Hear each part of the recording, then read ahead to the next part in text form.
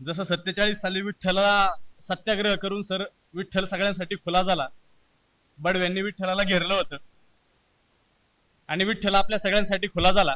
Sir तुम्ही आमच्यासाठी पूर्ण पक्ष आहात आणि तुम्ही आमच्यासाठी पूर्ण कार्यकारिणी आहात आणि तुम्ही आमच्यासाठी विठ्ठल आहात.